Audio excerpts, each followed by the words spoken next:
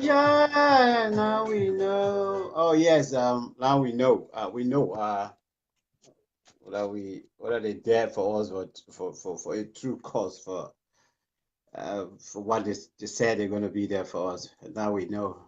Even the price of rice is way up there. Let's say good afternoon, good morning, good evening. Actually, yeah, somebody just in fact asked, you've been off for a little while anyway. I guess that we have to. Sometimes we have to do this work because, well, somebody got to do it anyway. But to be honest with you, I'm on holiday, but things are, well, the way things are going, we have to find time to chip in as well. And we decided to do this special edition of the program Development Point Liberia, where we bring out issues relevant to or relative to what is happening in our country and across the world as well. So welcome to this special edition of Development Point. With me is Mr. Fidel Bude. As usual, our studio special guest here, guest analyst on the print news as well as other shows that we run here as well. So it's great to be Great to be with you guys this afternoon. Fidel, good afternoon. And how are you? I'm good, Max. Good afternoon to you. I'm doing well. Thank you for having me once more. Okay, I keep my finger crossed. I hope nobody should call me while on live because I will kicking people out. Anyway, it's good. It's good to thanks for the invitation on this special edition. It's always a pleasure having you on the show, and I always feel very good as well. The feedback from our listening audience as well, that well, the great thing when you have somebody on the show who people feel that when somebody hear them talking, they just don't want to leave until that person can leave or they can invite other people. You are one of those that actually people love on the show, so it's great to have you on. um just before we go, we'll come back home while we await more people to join us. Please, if you're watching the video, just click that share button and invite somebody. The caption is already there. For those of you that joined us already, we are discussing, well, both the speech or the visit or um, the trip to the USA by our president, President George Weah, and his return trip to Liberia address. You remember that when the president, like any other president for that matter, especially when they go to attend these kind of a big conference or meetings, when they come back home, they have to give report to their people. So the president made a speech. This speech I have been following only by virtue of what others are saying on the social media. Not really, I didn't even have time to listen to it. Honestly, let me confess to you. Only this morning. Um, uh, so he made a speech as well when he came back home. But what actually I didn't hear or I didn't read from Liberians who were actually trying to interpret this speech is is what I heard in the speech itself after I listened to it. So uh, it seemed to be like people trying to analyze it, but not really analyzing it to the best of majority of us to understand. So we will go into that speech. We'll do a little bit on his visit, on his first appearance at the United Nations General Assembly, and we'll wrap on that as well. We want to start the ball rolling first of all. Since you coming in, all of you, thank you so much for coming in. Um, we here bringing you actuality back home in Liberia. Welcome, my dear. Wonderful voice of um, uh, what's the station name? Okay. Welcome, Shasha. It's great to have you on, Caster. All right. Fidel, first of all, let's start just to a little bit enlightening our followers, our viewers, our listeners' minds on first of all what is happening here, where we are, our host nation, the nation that actually we consider now, you and myself consider as a second country as well, the United Kingdom, where we stand now. For many people, they don't know, but United Kingdom has been part of the body that is referred to as the European Union. So countries in the union came together and formed one body.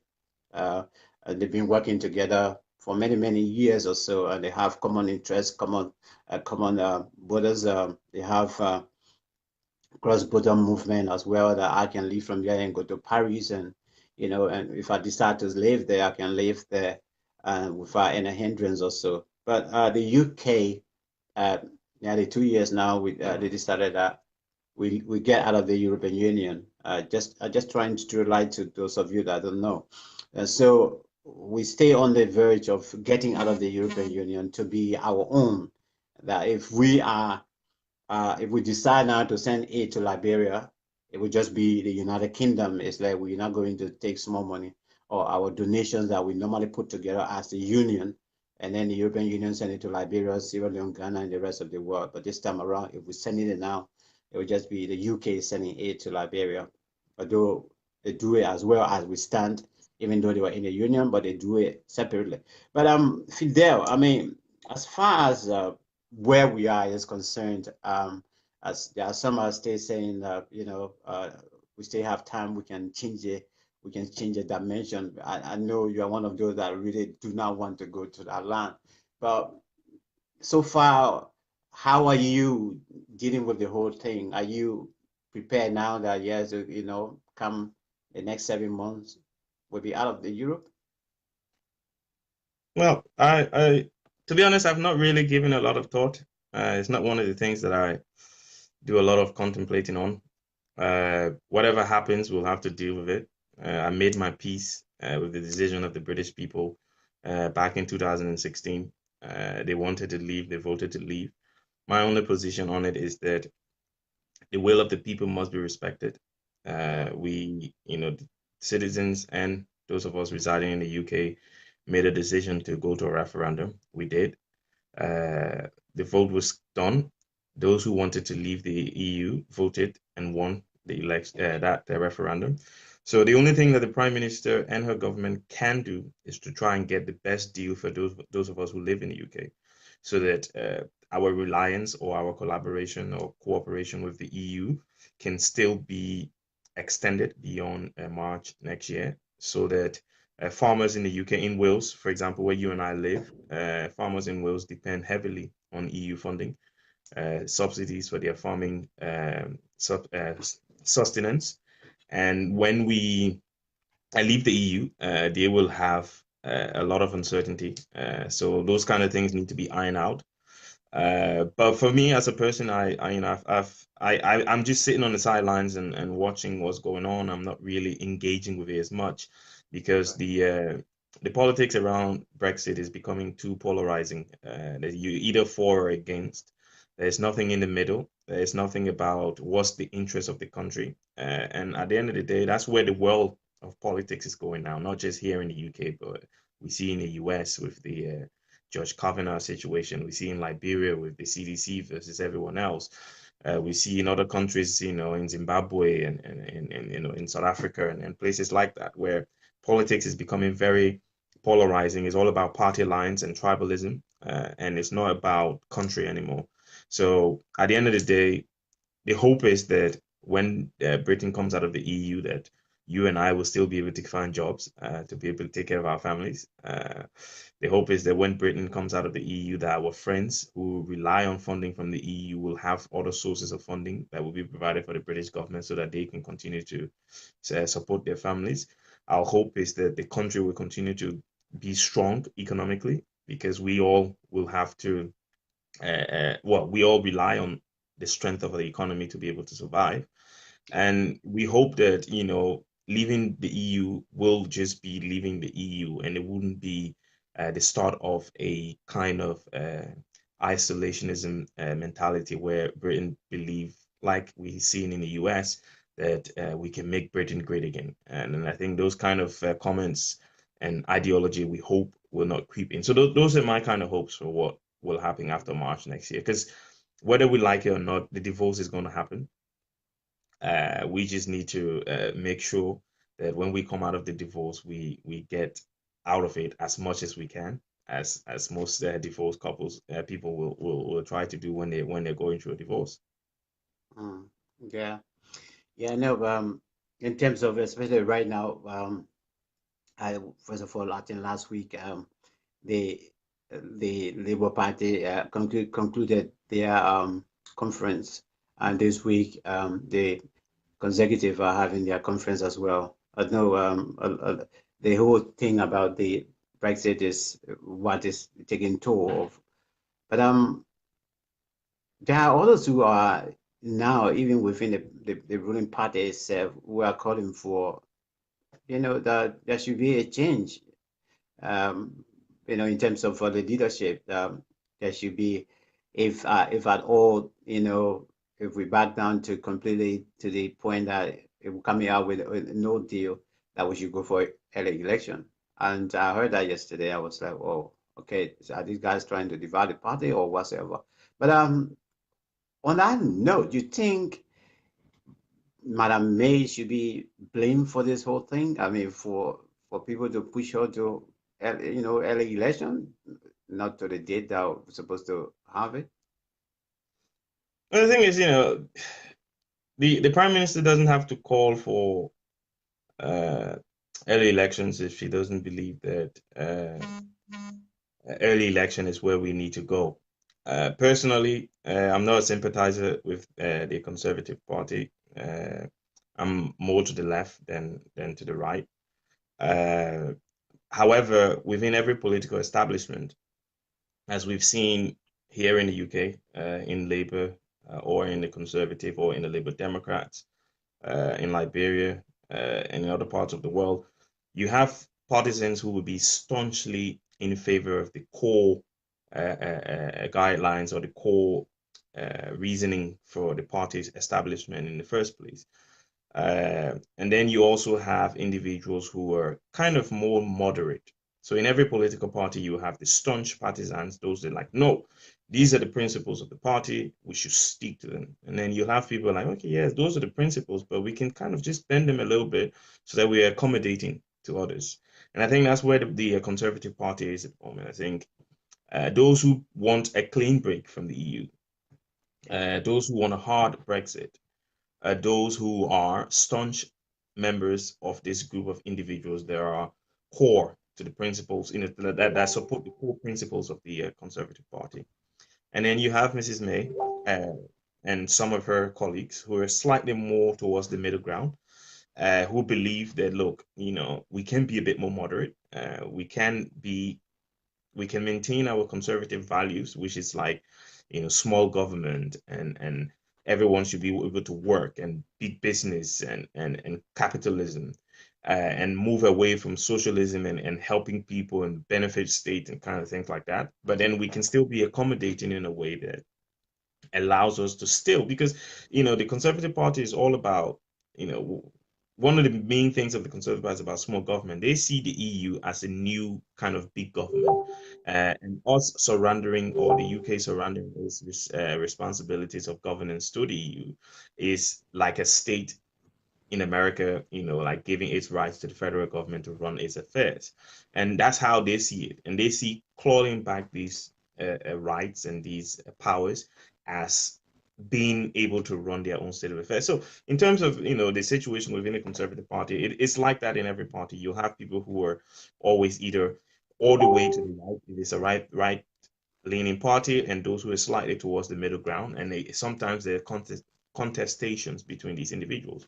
In terms of whose responsibilities it is, it's obviously not Theresa May's responsibility, because she didn't initiate the processes for the referendum in the first place. That was David Yeah. Cameron. So she's only trying to clean up the mess that he created. And unfortunately, it's becoming a bit difficult for her to do. But, personally, I would like to say I was excited when she became prime minister, simply not because I'm a conservative, but because I felt that it was good to have a female prime minister again. And I believe that she's done a good enough job. Would I vote for her? Probably not, because I'm not conservative. But at the Mm. end of the day, I think she's done a good job given the circumstances under which she was working. Obviously, she made a mistake calling the elections last year. She's learned from it. She's going strong. She's proven that she's a strong kettle of worm. And, I believe, like I think, just to close up on that, she's doing a really good job. And I think she's trying to clean up someone else's mess. She did not create the mess. She's trying to do the best she can in the interest of the British economy. Because at the end of the Mm. day, if we get a hard Brexit, it will affect the EU, it will affect the UK. But you would think that the effect on the UK will be higher because it's just one country, whereas the EU has other countries that can absorb whatever shocks that they might have. So the things that they were relying on the UK for, they could go to other places to get them within the union. Whereas the UK will have to then now start to build new relationships, and that can take time. Like new trade deals and they Mm. like take time to come to fruition. And by the time the UK gets on its feet again, it might be a difficult situation. So look, I'm happy with what she's doing so far. You would always want more. I would love for the UK to stay within the EU. Like I said, I'm more towards the left. I believe in big government. I believe the government should be responsible for a lot of the provisions for its citizens. I believe that those who earn more must be taxed more. I believe that those who can't earn a living must be supported by by the society that they live in. I believe that we are a society and we should act like a society. We should care for each other. We should support each other. We should work to enhance one another. And that's my own view, and that's where I lean. But obviously, yeah, she's doing a good job. Yeah, indeed. I think we're on the same line in terms of the way she's been handling it. It's difficult because, like for example, if you and myself start a project and down the line, I don't know, for one other reason or so, I pull out, and you are left in it. Sometimes it becomes, it becomes a challenging aspect in terms of, especially if you so much, thought that, are supposed to give you the 110% support. In the case of the former foreign minister and, of course, another party leader, Nigel Farage as well. Uh, they supported this cause so heartedly, but then it just got to the point that the guys they just pulled out of it and left her in a whole sink. But I think she's a strong woman, and I think she will handle it to the end because um, there's nothing else you can do now, like you're saying. All we have to do now is just go by it. But for me, I think what I foresee, because it's 7 months now, if we haven't negotiated for the past a year and a half, then I don't think obviously we will be able to negotiate. I don't know whether we'll be able to negotiate anything better between now and the next 6 months or so. But like you said, whatever it is, we're expecting it. It's going to be a hard one, we know, and restrictions will come in terms of how we move about for some of us. Yeah, even it just started with rooming as well. They are telling us that mobile phone is going to be expensive if you and I leave from here and go to Paris or go to other part of European nations. We want to make a call back to the UK, going to be very expensive. That was all of that we started hearing. But however, we're in it now already. We're in a cool water and can't complain of the cold. All right, guys, we just wanted to let you know a little bit of trying to share with you what is going on here as well. Politically, things dimensions are again will be changing every day. People will begin to do things the way they want to do it. But the bottom line is every one of them, they will always say, for the sake of our people, for the sake of our country, for the sake of our land. Not as compared to where what we say, our country of birth or so, up to this person, sometimes when the people, somebody, the only time they value you is when they want your vote. And by the time they get it, you're done. The name of for the sake of my constituency or constituents, it will no longer be used. Unlike here, and thing. That's why here, when any issue come or you want to raise an issue, you write your member of parliament, who is your constituency head, or representative. You write them, they'll reply you quickly. Not like for us back home, you write. Sometimes you won't even know whether the letter reached there also. But however, let's go back home. Let's start off first of all with the UNGA, which is the United Nations General Assembly, which ended last week. Fidel, I know you follow it. You follow it extensively in terms of presidents, leaders debating the issues. Some leaders, presidents or prime minister didn't attend. They have to send their representatives, including the Tanzania president. We want to use this medium to all my Tanzania friends as well to just say our sympathy to the country. It lost over 100 people who died during the boat capsized. So the president couldn't go. John Magufuli couldn't go because of that. He decided to stay home and console with the bereaved family as well. So he had to send his foreign minister. So we want to use the medium to say, hats up to the bereaved, to the entire country, Tanzania, what they're going through. But welcome, Honorable Minister Vafi. Welcome. Let's start off with the UN. Then before we come home. Because this thing, I mean, they're all tax money. We every one of them that went to the UN, we contributed. One way or another, we contributed for them to go to make sure that they go and attend the meeting. and then come back to us with some good news or so. Whatever news they brought for us, at least they attended and they are back home. Um, Before we come to the speech, let me, Fidel, from the general perspective of this gathering, in terms of what you normally would like to see happening there. I mean, let's say since you started following it extensively to know about it and what it's supposed to be doing also, is it there for the intended purpose, the United Nations, especially the General Assembly meetings that they normally go attend?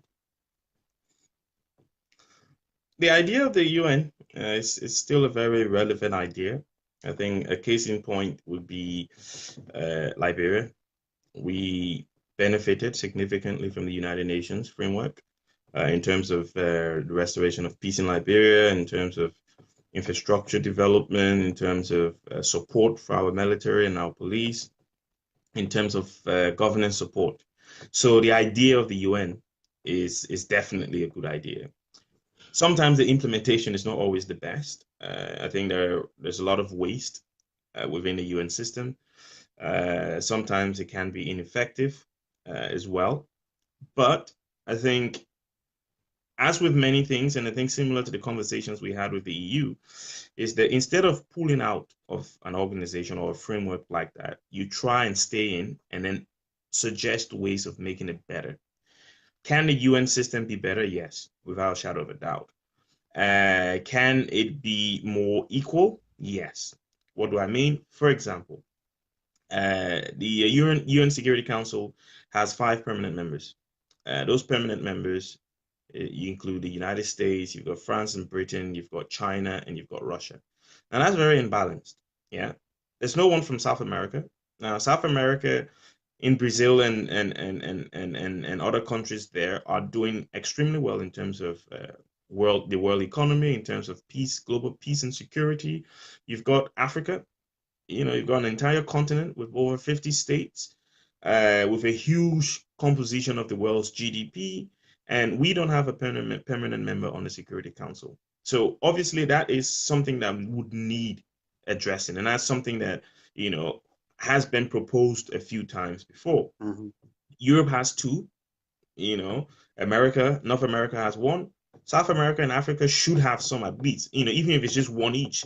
Because the problem we have is when issues of decisions are being made at the UN Security Council, as we see in the situation with Syria, whenever the Security Council wants to do something significant in Syria, Russia comes out and veto it because they have that veto power. Now, when things are happening against African countries, there's no one to veto on our behalf because at the end of the day, we don't have a permanent member on the Security Council to seek our own interests. So that's one way that the UN needs to change. And the Security Council is like the highest decision-making body of the UN. Even the General Assembly cannot dictate to the UN Security Council. The UN Security Council can dictate to the General Assembly. So again, that's just one example of how things need to change. I believe a fairer way of doing it will be to elect members onto the Security Council on a term basis, so that no country is a permanent member. Nobody should have a right. And one of the reasons why it's not working as well as it should work is because you have 5 countries that have this divine right to be always on the Security Council. So if you change that to say, look, we're going to have 15 members on the Security Council, it's going to be based on regions. So we've got 6 continents in the world.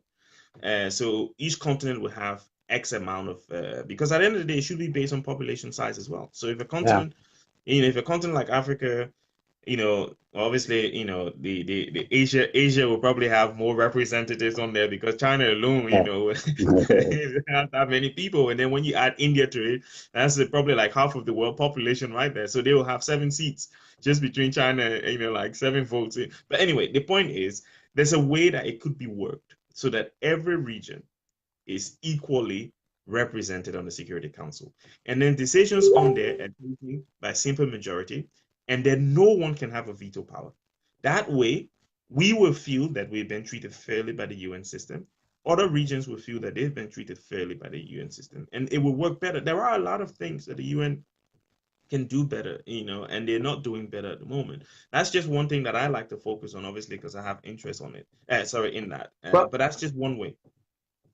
one thing I keep hearing since most of the time when the meeting is that leaders that keep saying that, look, we need to reform, and we need to add more members. I mean, some people need to be countries or regions need to be continent need to be represented also. And this go on. I mean, leaders came out, they're saying the same old thing, but I mean, why are we having the I mean, why we find it difficult to actually reform the UN? Or what can we say? Okay, can we just reach a number maybe to 7 or 8 at least, instead of 5 now? To say, okay, let's have permanent membership up to 7, 8 people, because maybe the argument will stop. But every day, I mean, every year when they meet, the people complain, but then when they go back, nothing happening.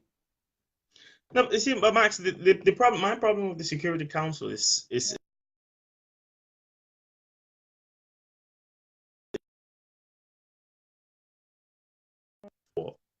so the countries that won the war, decided to come together and form this council and gave themselves permanent positions on the council so that they could try and keep Germany in check. That was the whole essence of the Security Council. We won the war. We will be the police of the world. Anytime someone wants to do something, we will be the 5 guys that can go out there. So it's kind of, it's not a democratic process. It's the process by which these guys chose themselves to be on the council. That narrative was valid up until the 1970s. After the 1970s, there was no threat of a world war. Germany was part of the Committee of Nations. And at the end of the day, we didn't, the model under which the Security Council and its permanent membership were created don't exist. And we don't have to use that model anymore because it's not relevant anymore. So it needs to change so that it's incorporative of everyone else, so that people from, like Africans, for example, as an African, I believe that the Security Council doesn't serve our interests because the members that we have on there are elected members. They don't have veto powers. So it doesn't matter what we say. Once the guys on there vote against, that's it. You have to, and that's where it becomes a problem for a lot of leaders, because it's like, wait, you guys came up with this idea many, many years ago. The relevance of that ideology is gone. We are in a new world now. Africa is contributing significantly to the world's economy, to security in the world. On the continent of Africa, back in those days, you would have had to depend on foreign troops from outside the continent to come and help police the peace. Now, the African Union troops are all over the continent in war hotspots, protecting people, providing security for these individuals. So at the end of the day, we have a clear reason and we have evidence to support our reasoning that, wait, we should have a seat on a permanent seat on the Security Council as well. Because if you don't want to get rid of this permanent representation on the Security Council, then we should have one. And Brazil, on the other hand, like, whoa, we are big fish down here in South America. We should have one as well, because at the end of the day, we are as big as most of the other countries, that are on the Security Council. In terms of the economy, in terms of their influence in the region that they reside, and not just that, but they're influencing places in Africa and other parts of the world. So look, that's a long conversation that we can have. But the UN does need reform. And that's, for me, is one place, that is one place I would start. Because I think if you've got the 15 members of the Security Council, take away the 5 permanent positions, keep it at 15, and then spread it across the different continents so that each continent, have a clear and representative voice on the council. So that election, when you go there, look, same the way you go to a Supreme Court, there's 9 judges. It's simple majority. If 5 vote in favor, it passed. It's as simple as that. And then people will start to take the UN slightly more seriously. All right, that's it. For me, myself, honestly, I would love to see a reform now, because I mean, generals, secretary generals have come and gone, and every year when our leaders meet, they talk about it. Yes, those are supposed to call for the reform. They will call and they go back, nothing happened, and they have to come back again. So I think it's overdue, long overdue now. Honestly, I agree with you. Um, let's come to let's come to the president, President George Weah, um,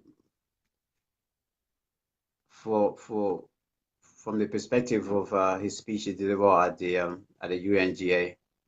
We all, many people did follow. Some of us are yet. Uh, uh, let's see whether we can listen to it and talk about it more. Of the 73rd section of this August Assembly. With our eyes on history, Liberia takes special notes and hails the selections as the fourth woman president of the General Assembly. Let me also express appreciation to Secretary General Antonio Guterres, whose dynamism and far-sighted leadership continues to strengthen the United Nations in the face of perennial global challenges. Madam President, distinguished ladies and gentlemen, just 2 weeks ago, we joined millions in Ghana and around the world to bid a final farewell to former UN Secretary General Kofi Annan. Please share the video. Who devoted his life to peacemaking and conflict resolution, a calling I wish he was renowned and successful. With his passing, Africa lost one of its illustrious sons, and the world had lost one of the most outstanding diplomats of our time. May his soul rest in perfect peace. Madam President, distinguished ladies and gentlemen, late last year, Liberians participated in presidential and legislative elections, the result of which represented a major shift in the underlying fundamentals of the Liberian political dynamics. In an orderly, lawful, and a peaceful manner, Liberians voted in overwhelming numbers for a change for hope. This was the first time in 73 years that Liberians enjoy a peaceful transfer of power from one democratically elected government to another. At the end of the long campaign, when the results were announced after the runoff, it became clear that the pendulum swung in the direction of useful leadership, and the paradigm has shifted in favor of change and transformation. The United Nations and its various bodies, as well as regional organizations and many of our bilateral partners and friends, were direct witnesses to the maturity of the Liberian electors, our respect for law and order, and the successful democratic processes. As standard bearer of the Winning Coalition for Democratic Change, the mantle and responsibility of leading this transformation therefore devolves upon me. When I was inaugurated as the 24th President of Liberia on January 22nd, 2018. The challenges of leadership are enormous, but in each and every one of these challenges, I see opportunities to make things better and to bring permanent improvements to the lives of all Liberians as we devise policies and programs that will have a lasting and positive impact on the lives of our citizens. Madam President, the umbrella program on which we intend to pursue prosperity is the proper agenda for development and prosperity, our national development plan for the next 5 years. This is not an agenda only for the poor. It is for the benefit of all Liberians. But it is a policy framework that gives priority to the alleviation of poverty and its core objectives, and focus is to reduce the marginalizations of the most vulnerable, while at the same time creating a conducive atmosphere for the middle and upper income Liberians to grow and prosper. We want to build a harmonious society based on the goal of economic empowerment, especially for the underprivileged. Our pro-poor agenda is therefore designed to give power to the people, promote economic diversification, protect sustainable peace, and encourage good governance. We appeal to our friends, bilateral partners, and private investors to support this agenda. Madam President, as we focus on actions plan to implement our development agenda, we are acutely aware of the vulnerability of our youthful population, who are clearly disadvantaged as a result of high unemployment and lack of access to quality educational opportunities. Our plan is to revise their unfortunate situations and make them productive citizens through the provision of adequate educational facilities at the high school and college levels. For those who still have interest in pursuing academic programs, for those youth that left behind due to the disastrous civil crisis and who have outgrown their school years, my government is investing in technical vocational education and training programs to build their entrepreneur and marketable skill set. Being conscious of the importance and impact of infrastructure on social and economic development, my government has identified investment in roads, energies, and ports as our key priority, and it is therefore soliciting funding and other technical expertise to undertake these projects in pursuit of our goal to connect our cities and towns and strengthen our economy.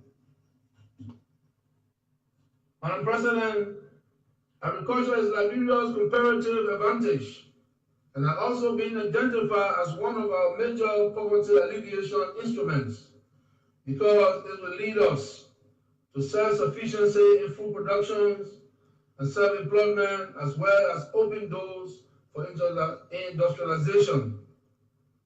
With the implementations of a new special economic zone, we intend to attract labor-intensive light manufacturing. Madam President, drawing from the experience of the 2014 Ebola epidemic that took the lives of thousands of Liberians and health workers, we intend to efficiently and properly organize our healthcare delivery system to ensure that the health and well-being of our people is improved. Finally, we are placing emphasis on national security in order to enable our people move and live freely without fear. With the recent withdrawal of the United Nations peacekeeping missions in Liberia, we are now in charge of our own security. We thank you for the sacrifices that you have made in securing and maintaining the peace in Liberia after our prolonged civil conflict. In this regard, we would like to express our personal appreciation to Mr. Farid Zari of Afghanistan, who, as special representative for Liberia and the last head of the United Nations mission in Liberia from 2015 to 2018, supervised an orderly withdrawal of troops while simultaneously securing the peaceful environment that allowed a very robust political campaign to take place without incident. Madam President, my country has finally turned the corner with more years of peace than preceding years of war, guided by our peace agreement signed in Accra 15 years ago. We thank the members and the Security Council of the United Nations for the UNGA peacekeeping mission, which brought stability and help us rebuild our institutions and communities. We are a peacekeeping success story, and we are grateful for the support given. But a nation which has experienced civil war must never take peace for granted and forget the long shadow that years of conflict still cast over people's lives. We must realize and appreciate that ours is a state of fragile peace. Our people across the country still bear the scars of conflict. We therefore intend to initiate a series of national peace dialogue. Throughout Liberia, we must restart those difficult conversations at the local level and include our youth, so that they and we do not repeat the costly mistake of the past. It is clear to me that these friend exchanges are an essential step in bringing lasting healing, reconciliation, and unity to our people. Our agenda is not one of division, but rather it is an agenda that intends to provide an enabling environment for a united and reconciled people to be able to benefit and prosper from the economic dividends of peace. Madam President, I recall with humility that I was once selected to serve as UNICEF Peace Ambassador, a mission which I undertook with passion, convictions, and commitment to support and inform the world of the principle of which this organization stands. I was also privileged to be appointed as Peace Ambassador for Liberia, a mandate to apply these principles, preserving and maintaining the peace which your peacekeeping mission has so successfully restored. I deeply and personally cherish these principles. And so today, in closing, I want to reaffirm the support of my government for the work of the United Nations in striving to achieve global peace, counter-terrorism, UN reform, security, good governance, and the advancement of the principle of universal human rights. We further reiterate our commitment to the rule of law, the alleviations of poverty, gender equality, the elimination of gender-based violence, and the empowerment of women, girls, and young people. I also believe that the overwhelming mandate I received from Liberian people is a mandate to end corruption in public service, and I remain fully committed to this task. Madam President, with the generous assistance and strong support, as well as that of other international institutions and member states, and with God's blessing, we will fulfill our agenda to lift our people from poverty to prosperity. I thank you. All right, that's the President of the Republic. Yeah, that's the voice of our president. In fact, sometimes when they are on live on the stage on that particular day, normally you don't really follow them and get the key points of what they are saying, but rather, when you listen to them after one or two, three times, you try to get, what message do they actually put across or so. This is it. The president spoke extensively, telling the world the mandate that we have given him, the mandate that Liberian people have given him, and according to him,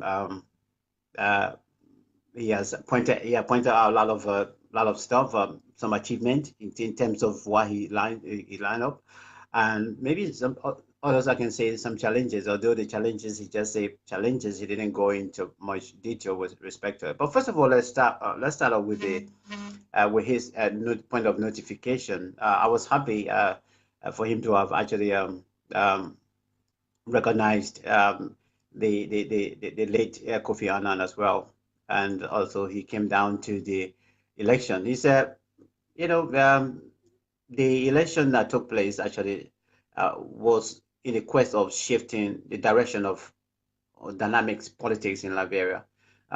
Is that what you have seen so far? Well, no, I think what he said, what the president said was the transfer of power, or the mandate that the Liberian people gave was to empower the young, shift the pendulum shifted towards a youthful leadership. Now, personally, he's younger in terms of being a president, but when it's a youthful, You know, I'm probably looking at people like under 40s or something like that, not someone in their 50s. But at the end of the day, I think what he was trying to say that look, for the first time in 73 years, we had a democratic election. It was a peaceful transfer of power between one democratic leader to another. And the Liberian people decided to go for youth over experience. And that's where we are at this particular moment in time. But anyway, just to a general point, I thought the speech it hit all of the correct notes, you know, as you would expect, because obviously the speech was written by someone. It hit all of the notes that you will expect the speech to hit. I personally have not commented on the speech until now, because I think, you know, that's just a personal opinion. Yeah, It's his including me. Yeah. yeah, it's his first speech, and you can't start grading the guy on his first speech to the General Assembly of the United Nations. Having said that, I believe this speech touched on most of the things it should. He laid out some of the policies that his government will be taking forward. He reported on things that have happened in Liberia since the last speech at the General Assembly by a Liberian leader. He highlighted some of the challenges that the government face and that they will be looking to overcome. He suggested possible ways forward, you know, like things that they could invest in terms of how to reduce poverty. So, you know, from my point of view, on a general note, it was an okay speech. Nothing inspiring, but it was an okay speech. You know, he didn't do bad, you know, as some I people think, would maybe say he did. yeah, I intend to agree with you in terms of the a point of notification. In terms of, this is not something like what has been done, you know, by virtue of government taking over and they're doing this, but it's something that, you know, supposed to be in the pipeline, and we are hoping to follow, especially when he made mention of the issue of hope for change, although he didn't elaborate on that. But I think the expectations are there high. He confesses of challenges as well. He say, yeah, there are challenges, although he didn't go deep into whether it's, we're talking about corruption is a challenge, or he wouldn't have gone there because he's the same person that said, well, it's difficult to fight corruption in Liberia because we are all connected. So he just said, you know, our challenges are there, you know, just there. And then this proposed agenda for 5 years. I think when the madam was in power, I don't know whether this government is going to go in line with the agenda 2030. I think it's 2030, but you're talking about the proper agenda for the next 4 years. Even though I wanted to hear more about what is it in terms of you know, besides just mentioning rules, connectivity or so. Okay, he talked about, you know, that his government actually they perhaps the responsibility of his government is to reduce marginalization. Um, well, I want to agree that indeed, you know, this is a nation that is still being celebrated in that line, wherein uh, a huge number of people are still marginalized in the society. When you say, okay, we are all as citizens, um, whatever belongs to us as a nation, we're all supposed to, you know, feed it and enjoy it, but it's not happening. So certain communities, up to now, communities are marginalized to the extent that people don't even care whether they consider to be Liberian or not. But I mean, the process now as to how we can get rid of this marginalization, I don't think it's going to be through agriculture or so. And the action plans, I really, when he got to the point of an action plan, I really wanted to get more detail in terms of, you know, what are the action plans or so. But even at that, and when I heard that he gave the speech back home upon his return, which we're going into now, what I also was expecting in that speech, that okay, he told the world that you know, this government have got an action plan as far as the 5 years proper agenda is concerned, and then for him to come back on Nigeria, tell us, look, yeah, I told the people this is the agenda, you know, action plan. Because up to now, probably I say if you are aware, but I'm not aware with respect to any action plans to execute the proper agenda for the next 5 years. I don't know. And What do you think? Let me pick on something here. Fragile peace. He confessing that we still have a fragile peace. Why do you think the president is saying this? Do we? But the president is right. The peace in Liberia is fragile. When when you've got calls by individuals for war crimes court for a war crimes court to be set up to deal with some of the remnants of the war, in terms of warlords who walking around with impunity, and for that court to include an economic aspect as well for those who have plundered the wealth of our country for personal gains, then there are a lot of discontent in Liberia at the moment. There are a lot of people who are angry because of all of the things that seem to be going wrong. So yes, the peace is fragile. We have not been in charge of our own security for the last 14, 15 years. This is the first time that we're in charge of our own security.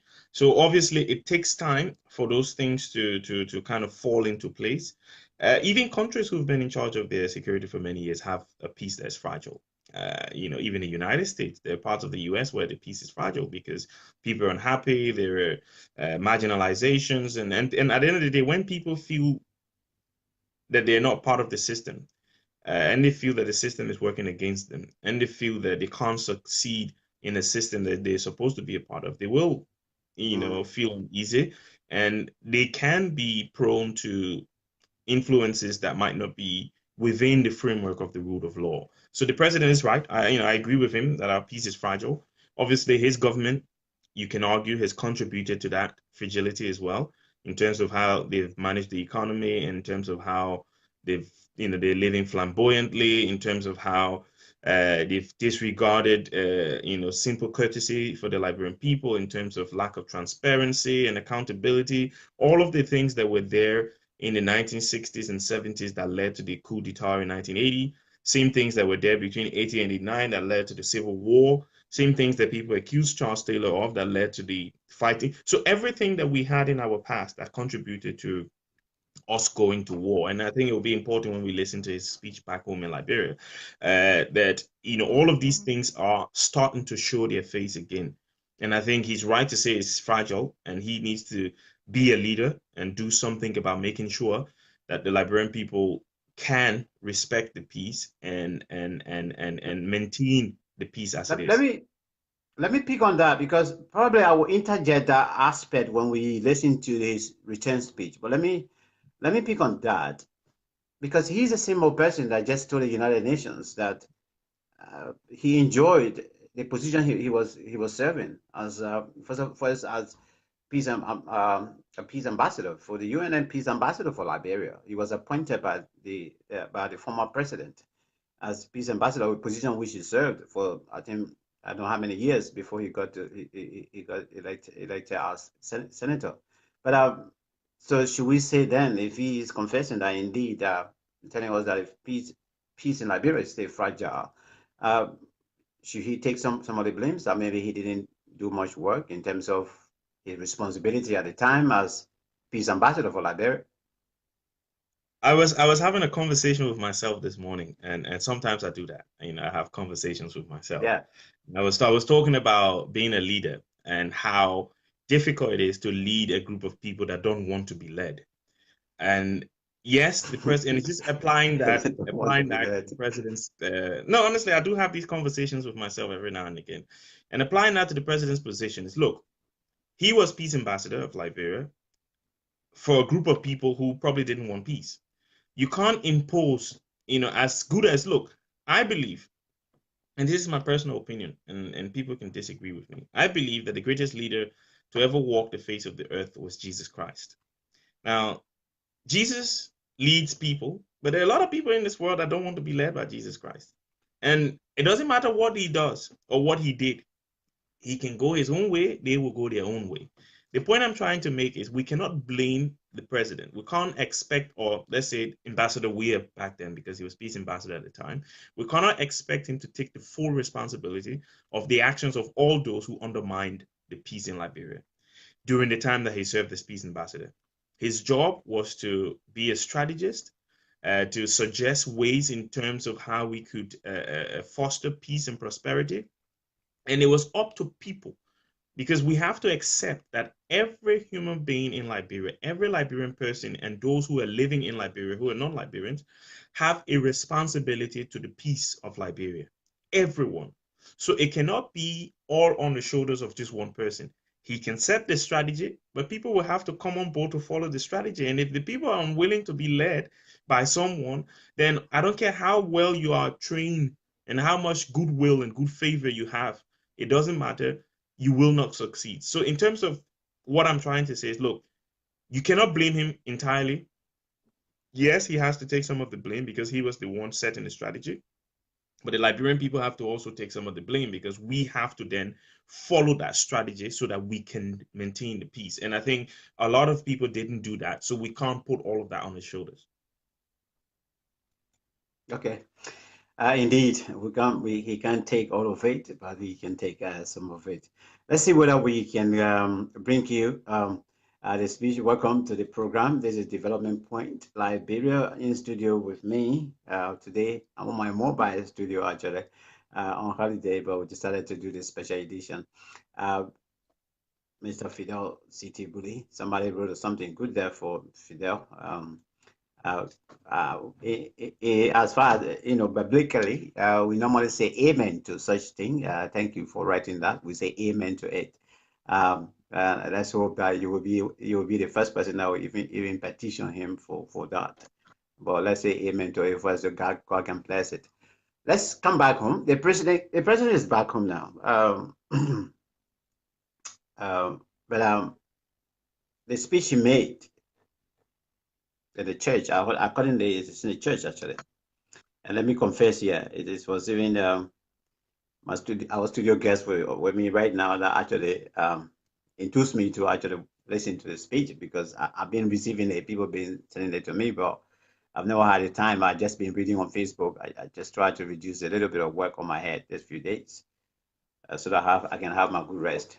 However, I listened to the speech today, this morning, just before the show. I get my own analysis to make, but we just go back and forth with it. Like I said, I would like to pick up from what the president said as far as what we analyzed already is concerned about the fragile peace to this particular, to his recent speech in the church. If you heard the speech, if you want to share with us, you can write something as well. We'll read it. If you haven't, I will play this speech. You can give your thought about the speech as well. We'll read it as well. Fidel will give his analysis from his point of understanding, and I'll also be able to make my own input. But let's go to the speech and see and hear from our president. He's back from the UN, because normally this is what we call report back to your people. Yeah, all of them went back and reported. I listened to the Ghanaian leader this morning. In fact, I went online. Somebody sent it to me. He came home with good package, and Kenya as well. Kenya went home with good package in terms of what they got. But let's listen to our president, and then we'll try and analyze that.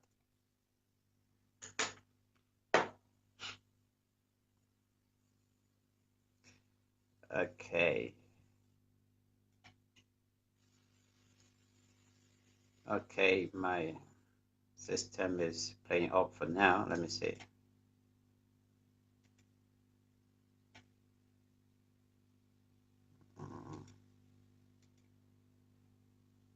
Okay, what's happening here? The system trying to. All right, let me cue music and let me see. This one is not allowing me, so let's see. Let me play short music. Play short music. United Nations said no more anger in Africa. Come on, America, so no more war like Liberia. Somebody help me see my redemption song. Yeah, my redemption song.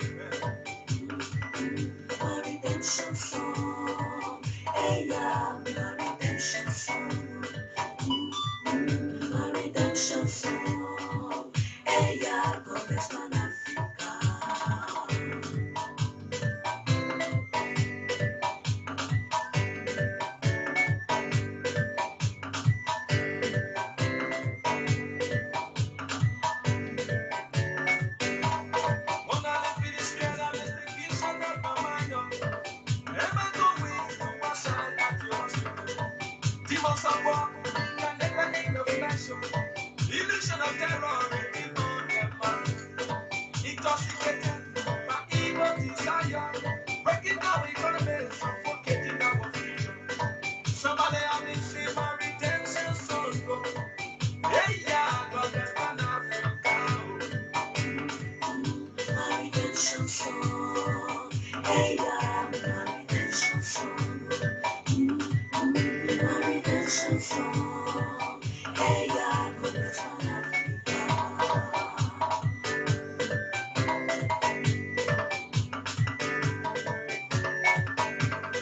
Africa is a land of refuge. Africa is a land of safety. Africa is a home of wealth. Africa is a land of talent.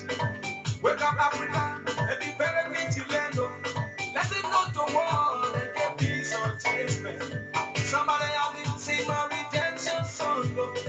Hey, yeah, my redemption song, man. My redemption song. Hey, yeah, my redemption song. My redemption song. Hey, yeah, my redemption song. Now we know, I said now we know, yeah. Hey, yeah, now we know. Now we know, I said now we know. Hey, yeah, now we know.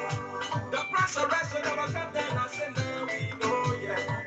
Hey, yeah, now we know. In the midst of what we are tested, I said now we know, yeah. Hey, yeah, now we know. They said the ghost to kill our brother, I said now we know.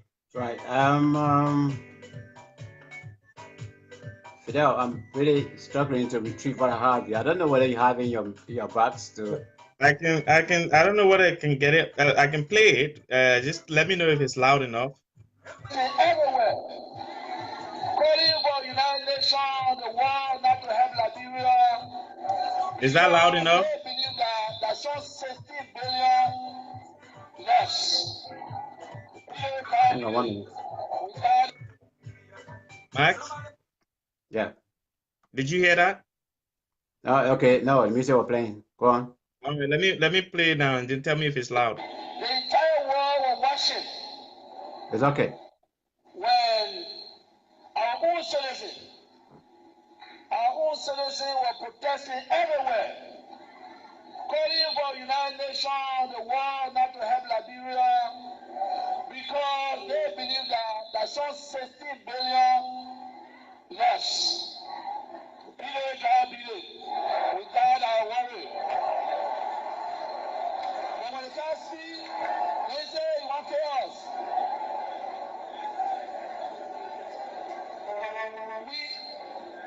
We are a country that guided by laws. We have a constitution. You see, in this room, the only person that is supposed to know the constitution than me. Because I'm the only person that don't know nothing. All of you are clear. But I can interpret the constitution.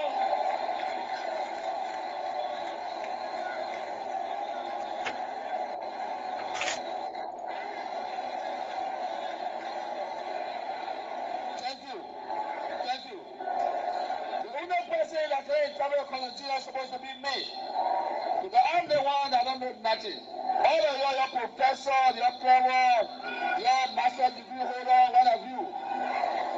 But simple rationale. We have laws in the country. When people ask you to be patient, let the law take a course, that's the time you rebel. And you know, in any rebellious act, there's casualties. Your children are supposed to be leaders of tomorrow. You keep jumping in the street are the best way. No. We need to change our attitude. One journalist wrote that 9 billion lost. Another one wrote 16 billion lost. Then the government said, okay, let's smoke there, maybe fire there. So let us now ask those people that are responsible what happened. And we told you, relax. We are going to the international community because we don't want to be the church at the same time. We want to ask our international partner to bring in forensic people and bring FBI and bring the ECWA so they can help us to ascertain if it is true or not. When you get in the street, you call in for international sanction, the government that was in power, that had the right to print money, you don't have no sanction there. That we have not even put allocation to print money, that we don't want you have the sanction.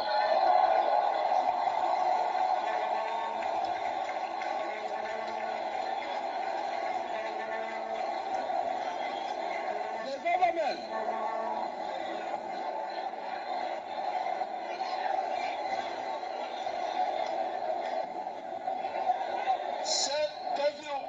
since we came to be 8 months, as the Senate, as the House of Reps, if they propose government that ever ready to allocate money to come to the country,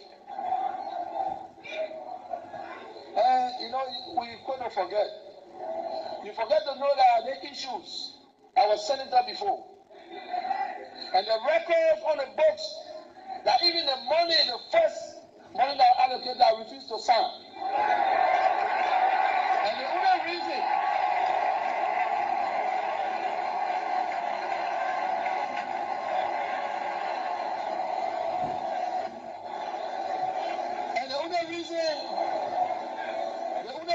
I refused to sign is not because I wanted Liberia to suffer. No. I believe that campaign coming, it was not the right time to print money. You want to move the mutilated money from the market. You want to bring in money. You can use that money until the campaign finish. When new government comes, you can print money. On the basis at the NASA. The second one, you are looking for a resolution. Some of my colleagues say, whether you are legitimate, I don't know, but I did not pen that paper.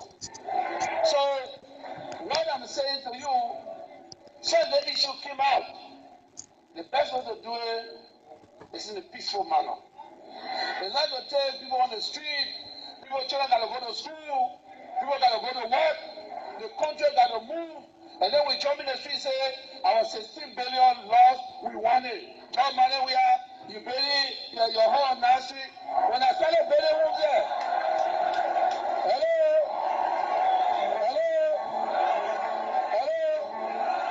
when we started building homes in the country, we were not in government. So we need to be careful. We need to be just a government. We're not playing here. Our international partner know we have meeting the other day. I told them every quarterly, the regional will have meeting to know our operations, to make sure that no one, even Weah, will not temper with anything that Liberian people get. Because there's no need to. So we need to be careful. You ask for international sanction for money that lost. Now let me say something to you. Let's say something that hypothetically, we said that 16 billion was stolen. So if the country fee is 17 billion, that is not a bubble. They got a country that they put it in the pound. If the country fee is 17 billion, how is that possible for somebody to steal 16 billion? They talk about inflation of 250. You have 17 billion, somebody takes 16 billion. Come on now. Come on. We got to think, because you know, in 1989, coming to December, I came on vacation when the president told me that he closing the airport. It's the first time I cried. I've never cried in my life before. My father died, I walked by the class I passed. I've never cried before, but when they say that, the closing the airport, I asked why. They say, insurgency. Who? They say, rebel, they come. Who is the rebel? Liberians. Who are the rebels? Is it American coming to fight us? No, our own people. Why? So if you have problem with the leadership, you think the best thing to do is to bring guns on your own people. We gotta be serious here. We gotta be serious. And it's not no joke. That's not joke. That's not joke. We are peacekeeping success. I said to the UN, we are peacekeeping success story. We are taking our own security. What we can do is to ask our partner to help our logistics so we can make sure that all our borders are secure. We can help to patrol.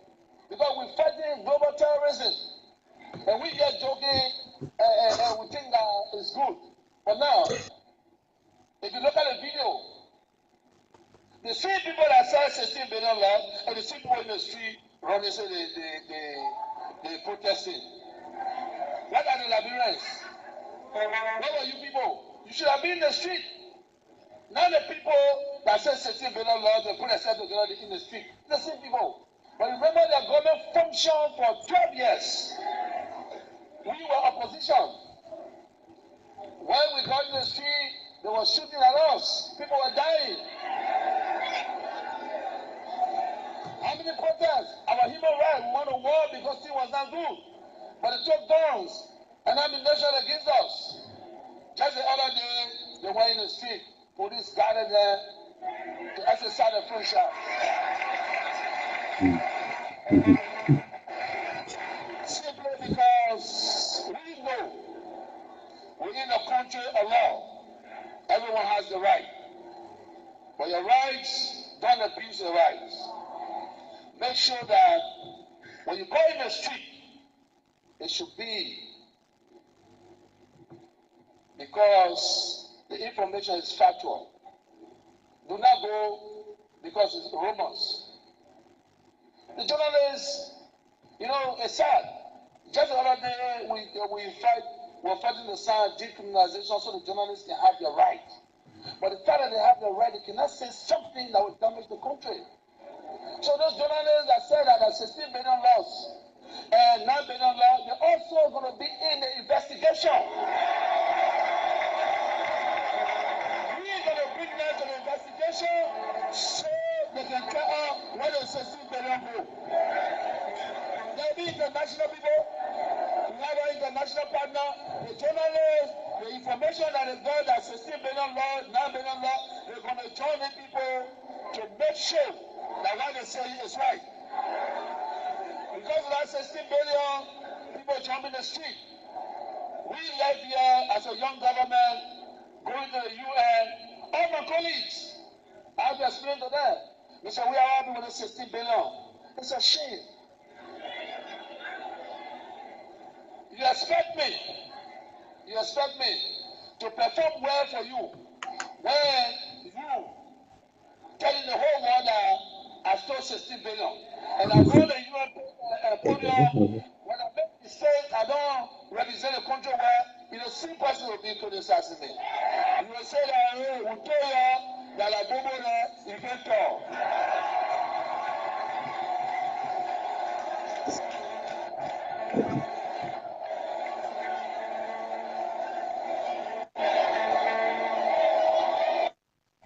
All right, Max. That's the video. Fidel, it was hard for me to hold back. You know, I do apologize to all of my viewers. For laughing.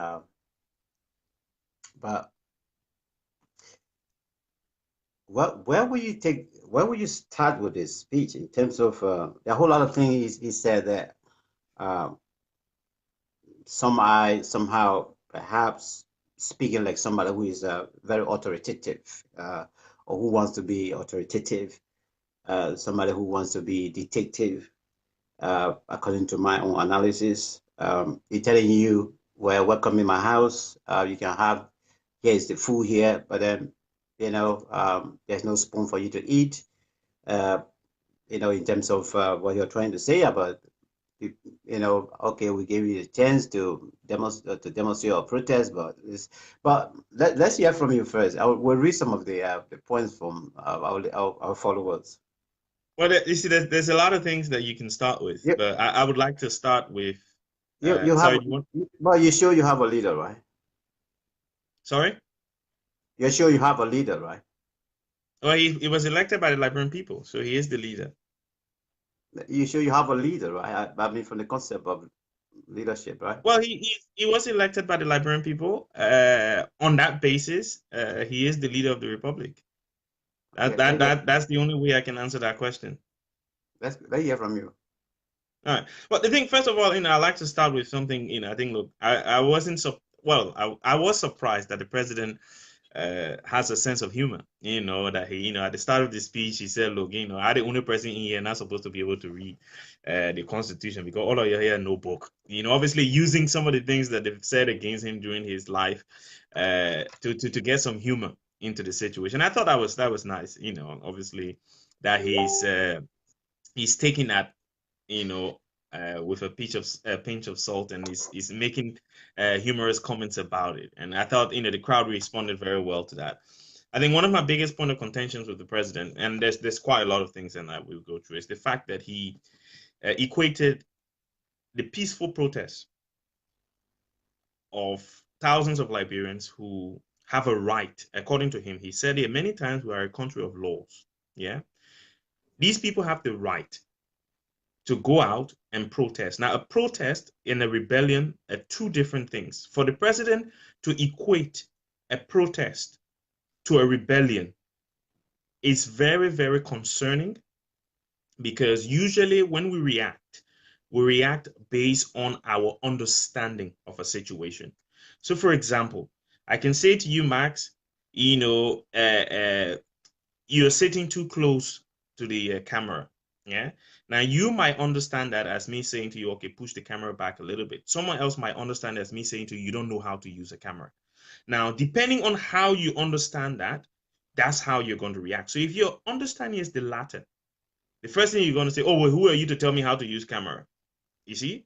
So if the president's understanding of a peaceful protest is that it is a rebellion on the part of some Liberians, equating that to the 1989 uprising in Liberia, saying things like there will be casualties as well, for me, I see that as a threat.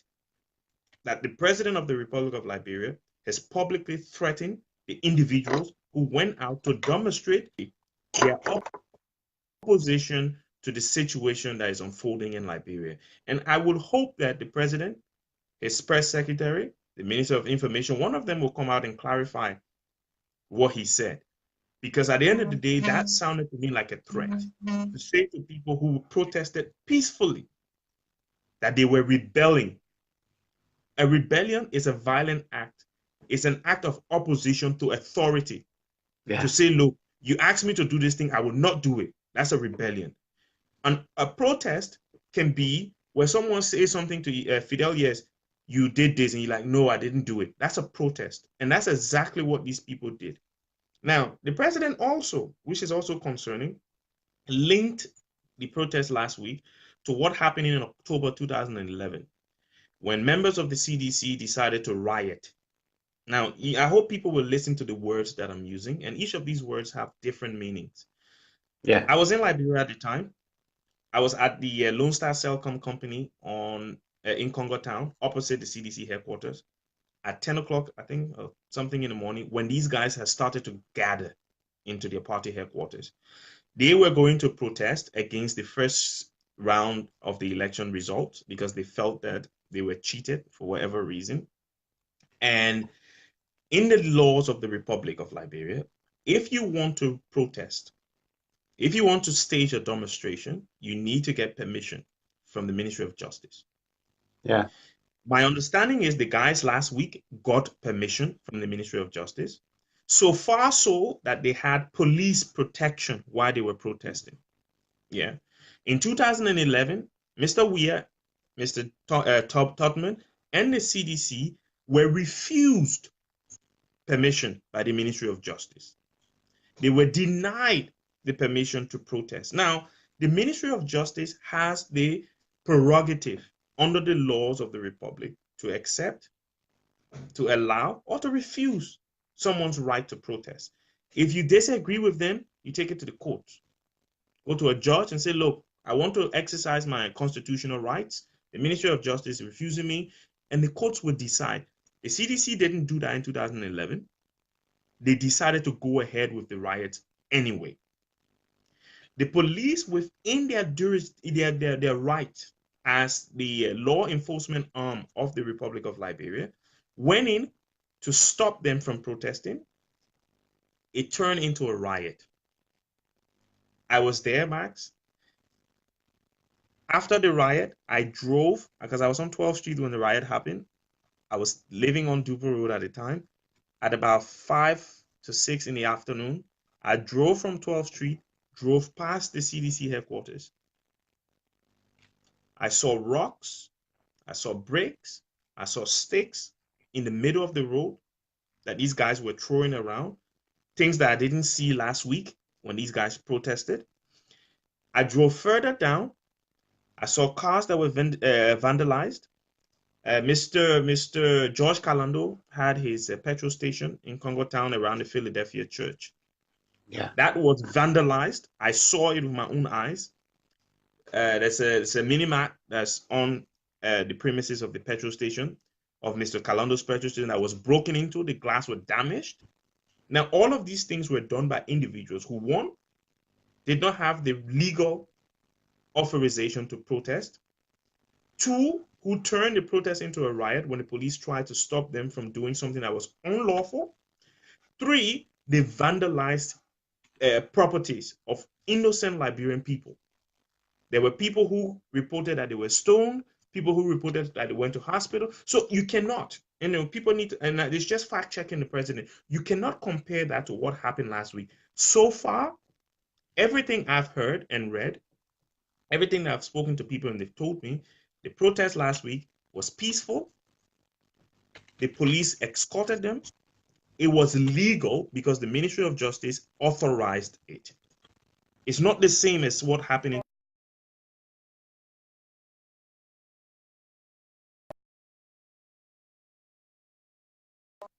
and try to overthrow that government. So the president needs to get that clear. That's not the same. And for him to then refer to these individuals as rebels, because when you say people are rebelling, you're calling them rebels. To refer to these individuals as rebels because they disagree with the manner in which your investigation is going. Mr. President, that is wrong. That is dictatorial. That sounds tyrannical. That's not how a democratically elected leader should respond to something that was lawful and done as a right. Now, I hope, that the president and his government will walk back his comments, because obviously this wasn't a written speech. He was speaking straight from his head. So he said exactly what he was feeling. They can walk it back, like, oh, look, that's not what the president meant. He misspoke here. He meant to say it this way. The choice of words were wrong, and that. They need to walk it back, because as an observer, it sounds very dictatorial that you're telling people because they exercise their rights lawfully. Your own justice ministry approved that. Your own police force protected them while they were protesting. They did not throw stones like your guys did in 2011. They did not break into people's properties. They did not hurt innocent Liberians. They did not disturb the peace. Yes, unfortunately, in 2011, a Liberian lost his or her life. I don't know the gender of the person, but there was reports that someone lost their life, which was wrong. President Sirleaf came out, and the head of the police at the time lost his job because of that. I think either the head of police or the deputy minister of information, someone lost their job because of the way the whole issue was handled. At the end of the day, what I'm saying here is the president could not, in his right frame of mind, equate those three situations: the 1989 uprising in Liberia, the 2011 riots by members of the CDC, to what happened last week. That is totally wrong. That is incorrect. And the president and his group of officials need to walk that statement back and tell the Liberian people something that overturn the threat that the president, because when you say when people rebel, there are casualties, that means that, okay, since in 1989 there was a rebellion and people lost their lives, since in 2011 there was a riot and somebody died, somebody is going to die this time as well. Now that is a threat. You know, that is a threat, Mr. President. Yeah. You may not have meant it, and I'm very open to the possibility you didn't mean to say it like that. If that's what it was, you need to walk it back. Because at the end of the day, if it stays as it is a threat that someone will lose their life because the Liberian people chose to exercise their legal rights to protest against the decision. There's more to go through, and you know, obviously, I'm happy for us to continue if you want to continue as well, Max. No, I mean, yeah, let's digest it, digest it better. Let's go into it for the next maybe half an hour, no problem. But you think the president is in a state of denial? There's an easy way to answer that question. But then if I answer it easily, I will have to explain. And the easy way is no. I don't think he's in a state of denial. I just think he's in over his head. There are two different things in that situation. If you know something and then you say it's not what it is, that's a state of denial. When you do not know something and you say something out of your ignorance, that's not a state of denial. That's you just saying things based on your level of knowledge. So I believe it's the based the point. The reason I'm asking this because this is the president. He just analyzed. He just told us that as far as he's concerned, the two journalists lied. So that's why he's trying to bring them in to make them part of those that are supposed to form part of the investigation, supposed to be questioning. So that's what I'm saying, because he's saying, by virtue of what he's saying, he's refusing to accept that whatever the Liberian people are talking about, $16 billion, you've got no idea about it. No, Max, the thing is, first of all, that's another point I was going to come to, but we'll go on to that now. That was another threat by the president. That sounded to me like trying to muscle the press, because the press, like, I'm a researcher. I go into communities and speak to people about difficult situations, about things that if people found out who told me those things, it could affect them. People could target them. People could harm them. So before I get them to talk, I tell them, look, if you talk to me, I will not tell people who said it. I will not tell them your name. I will just let them know somebody told me this. The press does exactly the same thing. Press, members of the media, go to people. You've watched documentaries where people blindfold themselves, where people voices changed, where someone else narrates the story, because at the end of the day, you have to protect your source. So for the president to come out and say that he will ask these journalists to come and tell us where they got the story from, that's not going to happen, because under international law, under the way that journalism, the journalistic profession is practiced, you have to protect your source. As a researcher, I'm not even a journalist, I'm a researcher. I have to protect my sources, because if you don't protect them, people will not talk to you. Whoever it was that came, you see it play out in the US all the time. The press will say anonymous source, anonymous source, anonymous source, because you have to promise people. There are a lot of people in the government. There are people who sit within the inner circles of President Weah who are not happy with the way things are going, but they choose to stay there because they want to be able to inform the people. Here in the US, a lot of people coming out with this Brett Kavanaugh thing and saying, it's my civic duty. It's my duty to my country. Liberians who are coming out and telling these stories see it as a civic duty to tell people what's going on. And for the president to expect the media to release the source, he has to think twice, because that's a threat. So what happens if you ask them to tell us where they got the news from? They say no, which is within their right as journalists, because they've already signed. Because when you tell someone, if you tell me this thing, I will not tell people your identity. That's a legal agreement. If you then go out and release that person's identity without first getting them to release you from the original agreement, you can be taken to court, and that person can claim damages for any harm that comes Yeah. up against them, because there is nothing stopping this president, after what he's just said, equating protesters to rebels and talking about there will be casualties. There's nothing stopping him from going after the individuals who the press would tell him, oh, it was John Brown or it was Fidel Budi who told me this. There's nothing stopping him from going after those people and trying to harm them. So if those people get harmed, that journalist, that news outlet will be fully responsible, liable for charges. So they will not, I mean, for damages. So they will not, within their journalistic principles, release the identity of those people. So what happens if you don't? So is the president then going to what?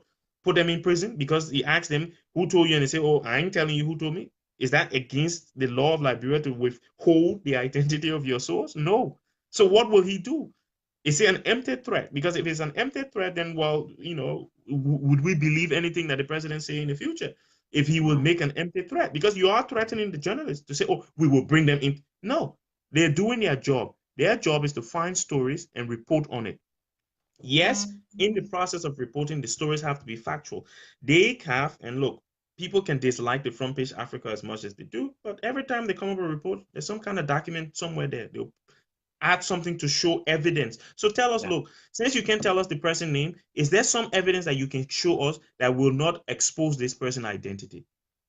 Yes, and sometimes no. Because if, for example, there's a piece of paper that corroborates the story, and there's only 5 people who have the right to see that paper, by releasing the paper, you've already given in the names of 5 people, so they can go and arrest all those 5 people and question all of them.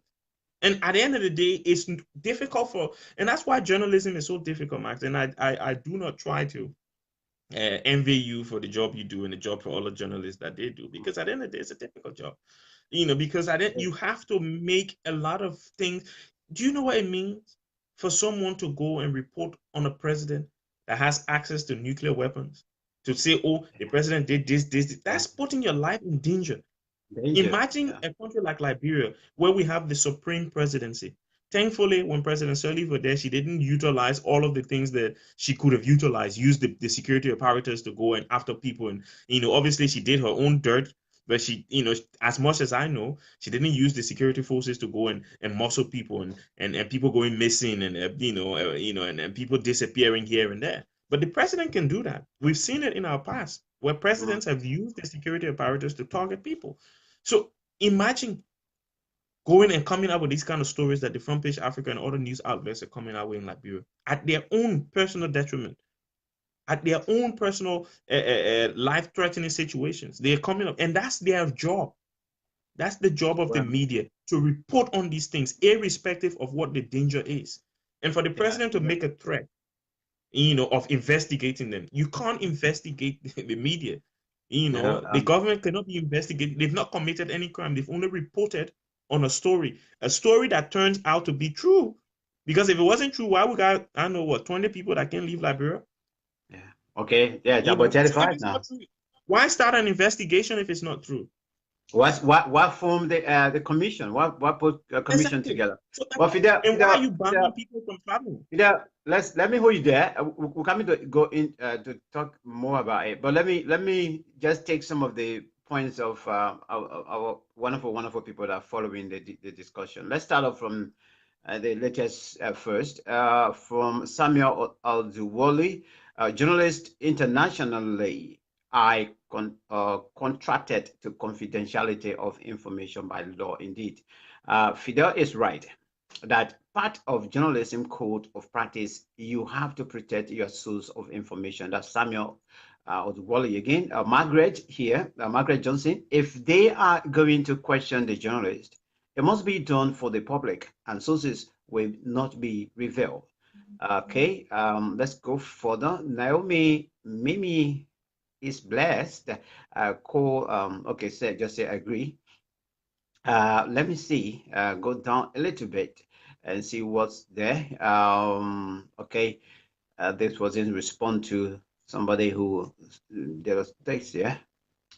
Okay, let's go further up and see what is here.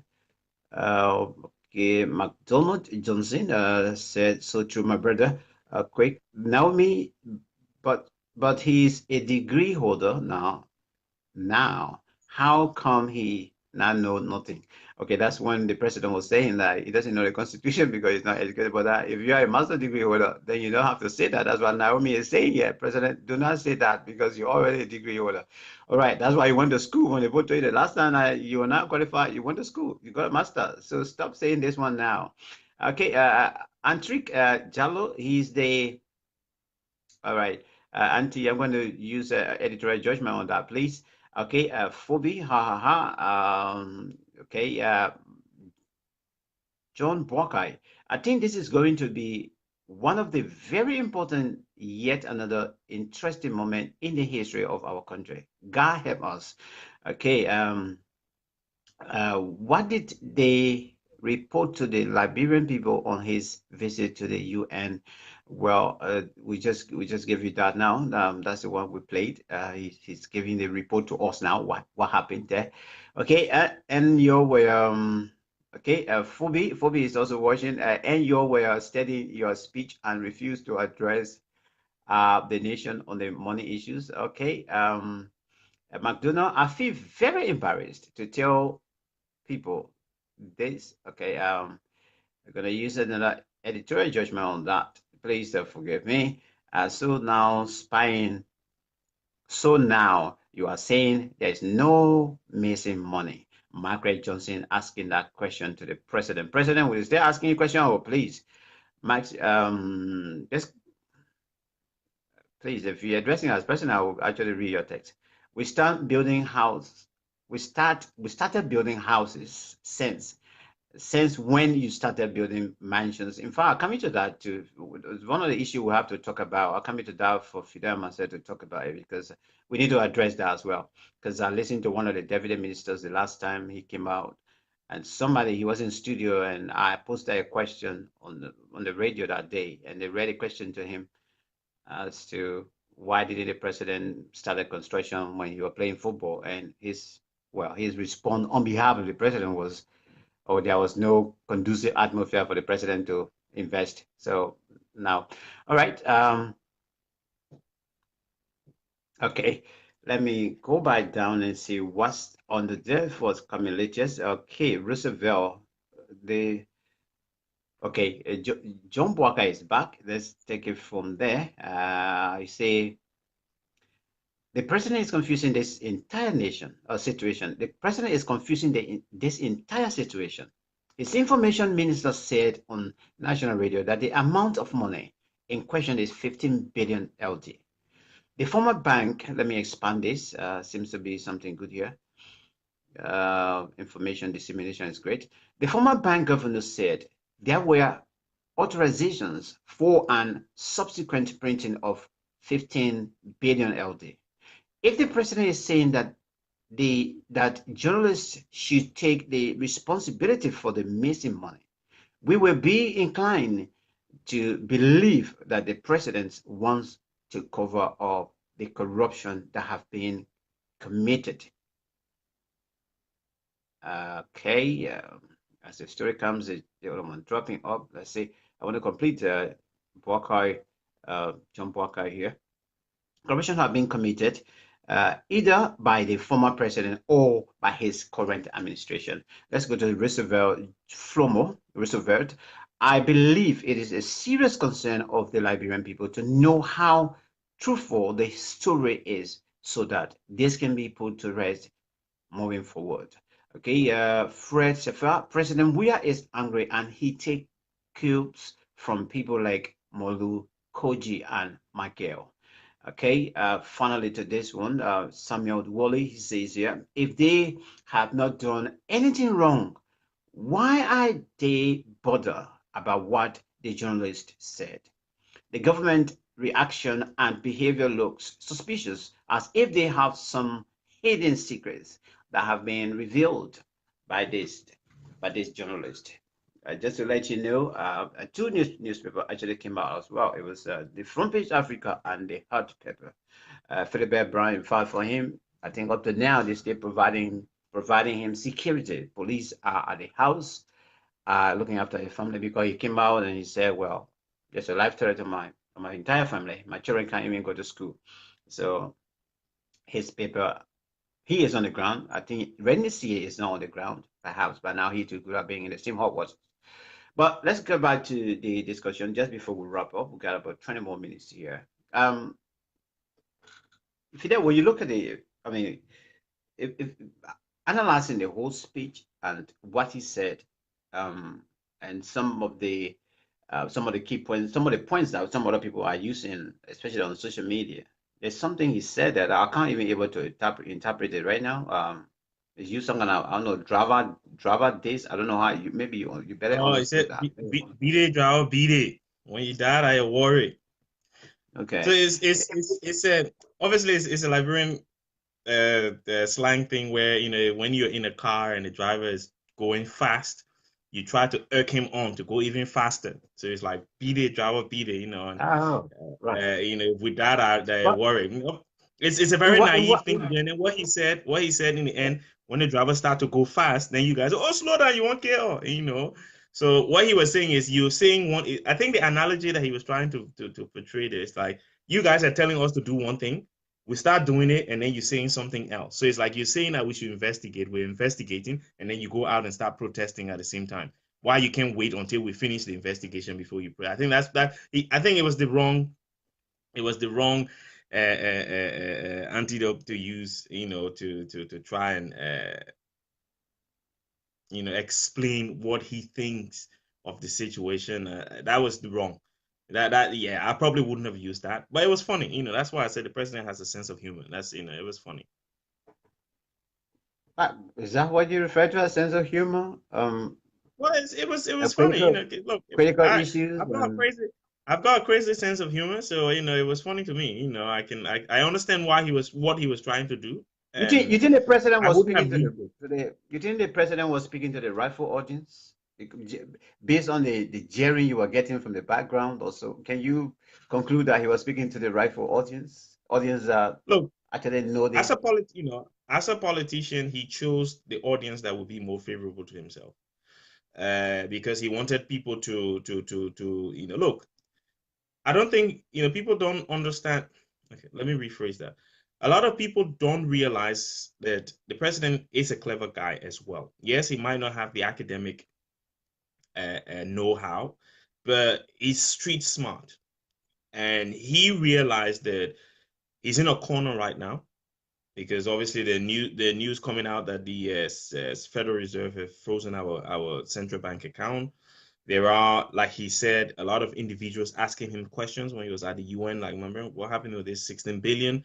There's a lot of noise. It's not going to go away. This something must happen. And I don't think he has the answers to the questions that have been posed.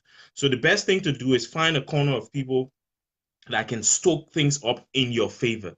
So go to an audience that will be favorable to you. Everything you say, they'll praise you for it, just to give or a counter narrative to what's going on in Liberia. That look, the president is not out of his depth, that he's actually appeasing some people with what he's doing, and that's a political maneuver. Whether it's worked, I don't know. It didn't work on me, but it might have worked on other Liberians.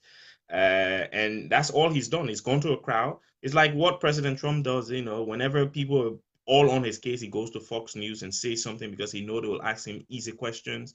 They're favorable TV channel, so they wouldn't go after him as hard or as harshly as other media outlets will do. So it's a political maneuver, and obviously I'm not fooled by it, and I'm sure a lot of Liberians aren't as well. now in terms of where we are right now with respect to the reality of the day, which has to do with this morning. First of all, I know we talked about it before. I haven't asked you this question yet, whether um, you are personally as a concerned Liberian, whether you actually convinced that something like this went on, money is missing. Are you really convinced? Well, there's a few things that the president said I want, because obviously I don't want people to think that I'm just tongue bashing the president. There are a few things that he said that I want to give him credit for. I think one of the things was the fact that, look, he's going to get outside help. He said, look, we're going to ask people to come in and help, to kind of give some form of credibility to the whole process, which I think is good. Secondly, he talked about, the time of the printing. When the previous government decided to go and print this money, he said, look, why don't you leave this printing thing for the next government? I thought that was very good if he did say that, in fact, at the Yeah, time, well, okay, I because I was just think, about to ask you that. Did you think he really well, said that? yeah, if he did say it at the time, then that was very good on his part, because I would have said the same thing. Look, what's the hurry? It's only 1 year to go. Leave it. When the next guys come in, they can print the money and then deal with the situation. You don't have to do this now. So I thought that was very good. I think the other thing he talked about was the quarterly checks, that he was going to have these quarterly meetings with our local and international partners so that he can report on in terms of progress.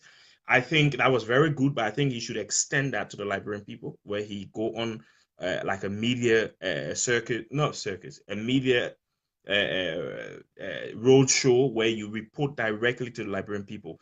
I don't like this idea of us reporting to the international community. You're elected to serve the Liberian people, so it should be the Liberian. I think the meeting and talking with them is good because we need their support. But your report should be for the Liberian people, because those are the people that will vote for you in 6 years or 5 years time if they think you've done a good job. So tell them what it is that you're doing. Let them know. Say, look, this is what I'm doing. This is what I've done. Here's the evidence. Because the international community, when you talk to them, they take the information back. So obviously, look, those are good things.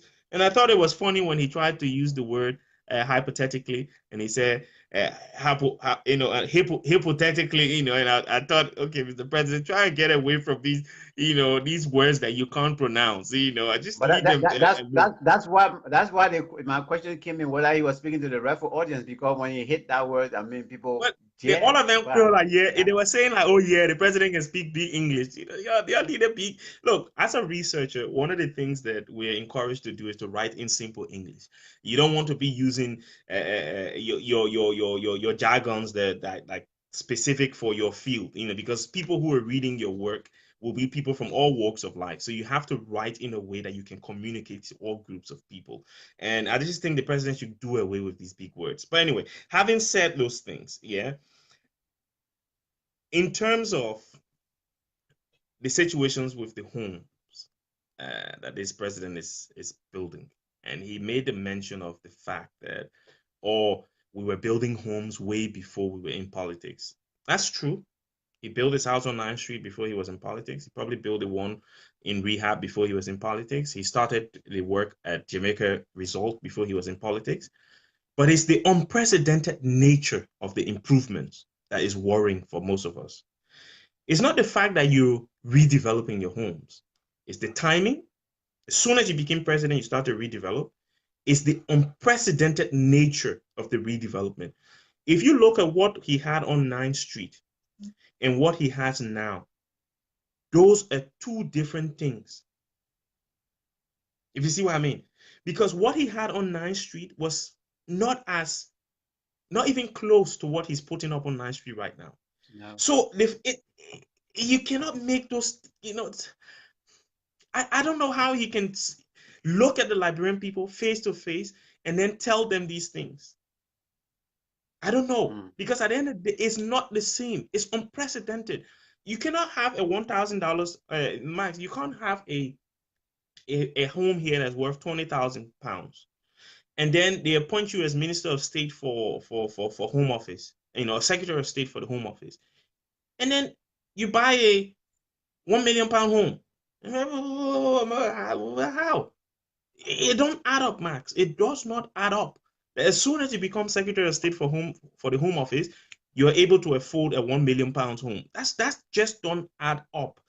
Even if you had the money in the bank, it don't add up. And as a public servant, one of the things that when you're a public servant, your life is in the eyes of the public. So when people ask you questions, you answer the press questions with evidence. Oh no, my people, I was worth 40 million before. I just didn't want to buy a $1 million home. Even though now I'm a Secretary of State, I chose to buy it because I'm in a higher position. I want my home to portray that. Here's the evidence of the money that I have. Here is where I took the money from to pay for my home. And then everybody forget about the story that you said. But until you can be transparent, we will always think that this money, maybe some of our 16 billion inside it, because at the end of the day, yes, you were building homes, but the quality of homes that you were building when you were earning your millions, are way below the quality of homes you're building now that you're president. Now. So that is the thing that people, yes, you were building houses, but the quality was here. Now the quality is way up here. Yeah. When you've already spent most of that millions on things that we don't even know about. So it's just the fact that the quality is you can't add it up, and that's that I just think he shouldn't have even gone down that route as well. Okay.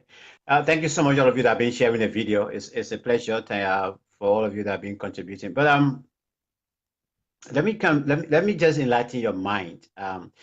There's something we have on the international community. Let's say well, in civilized countries, there's something now that it's trending across the countries as well. Government supported so heartedly. It's known as the Freedom of Information Act. That I can sit here as a journalist and write the Minister of Information for the United Kingdom and say, look, I heard that there's this property that's supposed to be that I heard belongs to the Liberian government through the Liberian embassy here.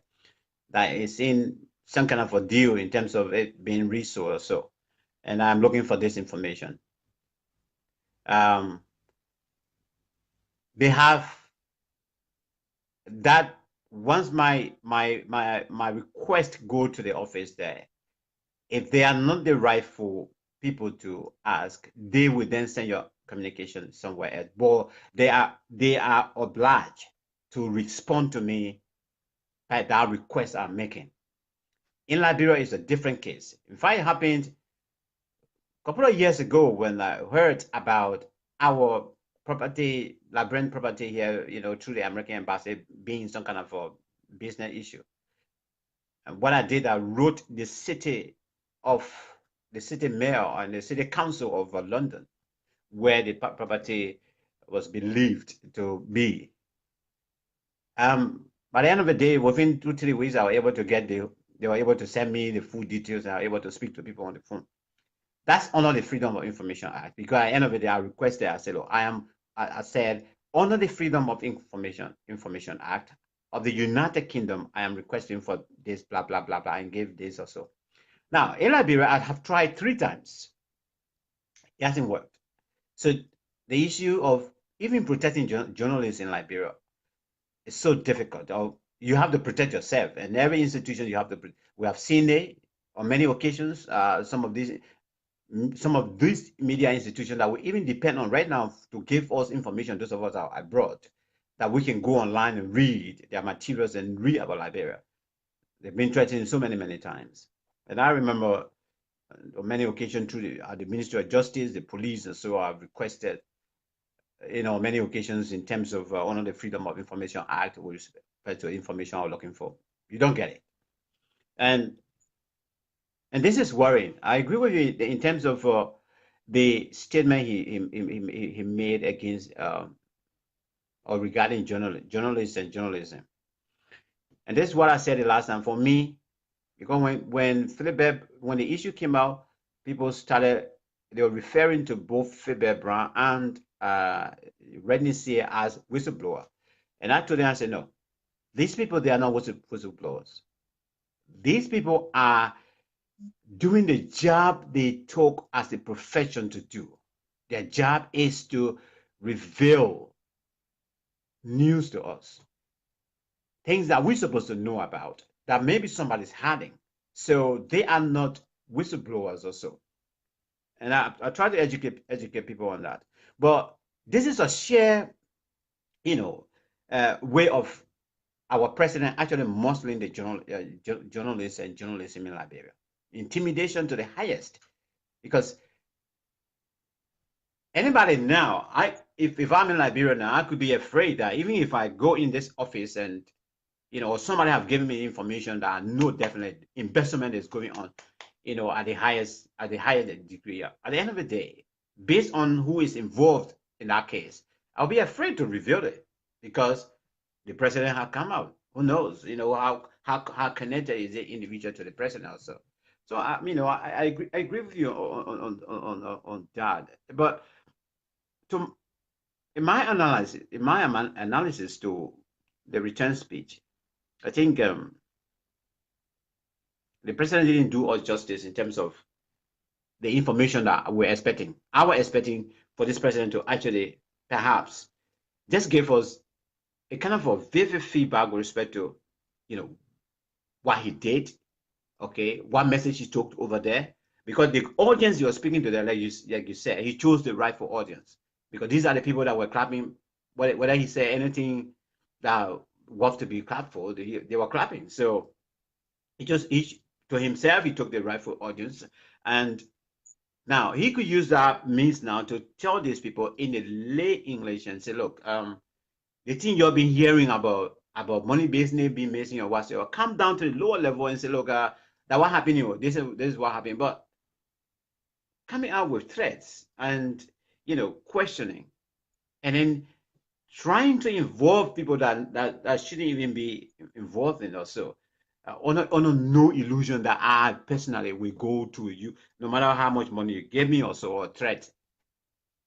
I better leave the community in which maybe I will be in also for the safety of myself and my family.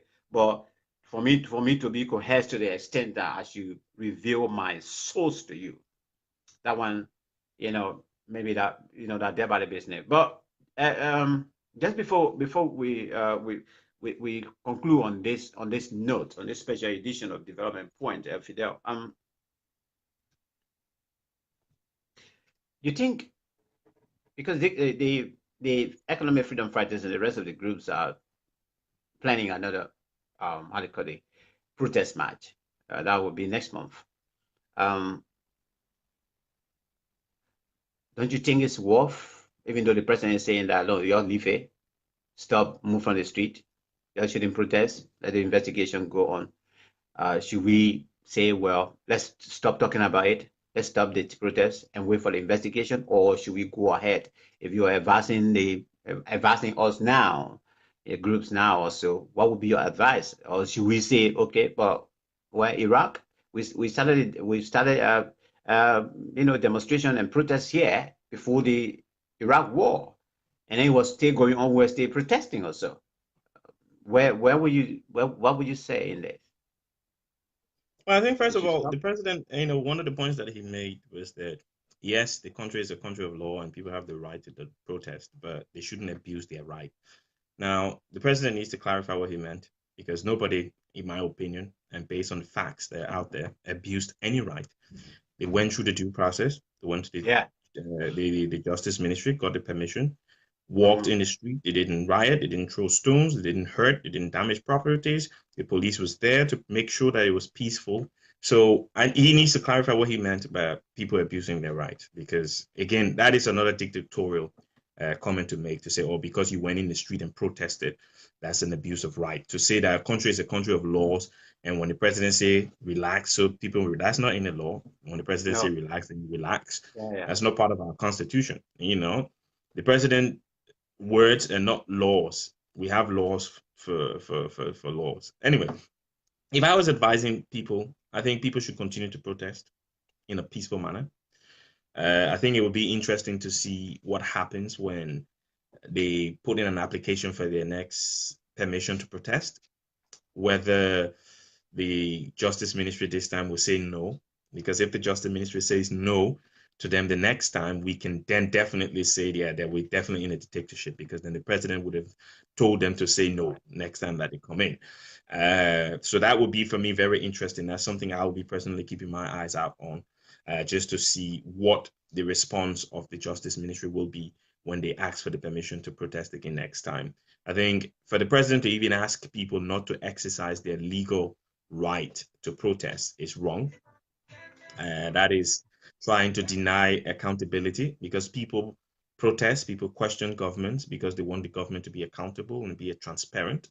So he should encourage protest. If it's continue to be as peaceful as it was last week, he should encourage people coming out and saying what they need to say. So my advice to them would be, look, continue to protest, because at the end of the day, these are things that we need to get answers for. Until the answers are out, until we but until the answers are provided and they are worth the piece of paper that it will be written on, or whatever speech it will be contained in, because they can conclude an investigation and come up with answers that we don't believe are good enough. And if we don't believe the answers are good enough, then we continue to protest against those answers until we can get a good enough response from the government. If the government come out and say, look, here all the paper trail. This is when the money was ordered. This is where it came from. This is who signed for it. This is what it was. This is what was done with it. Then you can't really say to the government, oh, well, you've not provided the information, because that will be clear information. We can then go away, read the information, and then make our own judgments based on that. But until such time, and until the president can stop, making these kind of threats, whether they were intended, whether they were mistakes, whatever they were, until he can stop making these kind of threats, then people will have to continue to look at him through the lens of a dictator, because those are things that tyrants do. Those are the kind of things that we've experienced in the past that meant that we had to go to war. And look, I always advocate against violence, but there are times when the only option that is available to the group of people, like I was listening to the governor of Ohio State talking today about the politics in America. He said, when you back someone into a corner, when you put the person, their backs against the wall, there's nothing else the person can do but strike. There's nothing. When a person, it's like, I'm afraid of snakes. But people who study snakes tell you that snakes are afraid of human beings as well. When they see us, they go. The only time they react is when they feel threatened. When people feel that their lives is in danger, when people feel that their lives are at stake, that their livelihoods are threatened, they will react. In every situation, the only time you see people react is when they feel threatened. And the president has to understand that this particular situation is threatening the people of the country, because it's affecting our economic capacities to source our livelihood. It's affecting our way of life. And because of that, people will react. And you have to accept reaction as a government, because we are democracy. We have the right under the law to react. And look, people can continue to react. They should continue to react. We should continue to hold this government accountable. And for some of us, we need to try and continue to put forward to make sure that the transparency and accountability that this government must adhere to is there all the time. Okay. All right, Fidel. Our listener, let me just take these last ones, and we'll be leaving you soon. John Boakai, Max, it is about whether, let me see. Max is about, right, this computer, stop it. Max is about whether Fidel is convinced or not. The truth is that 15 billion LD was authorized and printed by the central bank. The former governor said it. I have the recording of the interview in which he revealed that. Tell me how to send it. No, I got it. Don't worry. Send me how to send it to you. No, he sent it to me as well. He sent it to me as well. What the president needs to do now is to account for or ensure that those who printed the 15 billion LD account to the public. John Barker, thank you. President remains mute. Ibrahim Bengu. Let's see. John Walker. Okay. President remain mute. Socrates. Liberia is a different country on earth. President Weah government will be more corrupt than Ellen government. Finally, just before the final one, Samuel Oduwole. The Watergate saga. Let me expand this. I think he wrote a little bit. The computer allow us. Okay, let's see. Okay, yeah. The Watergate saga information in United States of America was revealed by journalists without them being threatened by the government. The misuse of ministers of parliamentary benefits in the United Kingdom by some ministers was revealed by journalists without them being threatened by the government. So why is it different to Liberia government to threaten journalists? Okay. Finally, Amos Joe, the press is under attack by the president of Liberia, and the church is helping him, using church to attack journalists and insulting the citizens of the country by saying that the money is missing and his own justice minister said that is missing, and the information minister, the president was angry in that church. Okay, according to what you saw, a facial expression that the president was angry. I don't know. I think the Now, Max, the president was angry. Obviously, all of the things he said is said out of anger. And I he said agree out of with the anger. last point. I agree with the last point. The church needs to separate itself from power, Yeah. because at the end Well, of the day, I you mean, let's can't just give say him. He's not a deacon. religious institution because even the Yeah, mosque but is he's not a involved. deacon. He's not a deacon in the church. He's not a pastor. And even if he was a deacon or a pastor, he should be preaching the word of God, not going there to clarify statements about missing money.